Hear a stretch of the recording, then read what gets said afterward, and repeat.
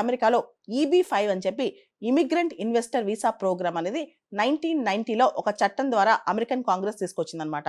దానికి సంబంధించి US citizenship immigration services వాళ్ళు దీన్ని నడిపిస్తారు. అయితే ఈ EB-5 ప్రోగ్రామ్ ఏదైతే 1990 నుంచి ఉందో దానిలో నువ్వు గనక ఒక 10 మందికి ఒక బిజినెస్ క్రియేట్ చేసి ఒక ఇన్వెస్ట్ చేసి కొంత డబ్బులు అక్కడికి వెళ్తే నీకు EB-5 వీసా వస్తుంది.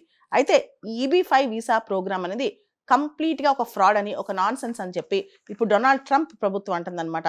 అసలు EB-5 అనేది మనం మొత్తం ఎత్తేస్తాం, గోల్డ్ కార్డ్ వీసా ప్రోగ్రామ్ తీసుకొస్తాం. వెల్దీ పీపుల్ ఎవరైతే బాగా రిచ్ ఉంటారో వాళ్లే గోల్డ్ కార్డ్ కొనగలరనమాట, వాళ్లే అమెరికాకి రాగలరనమాట.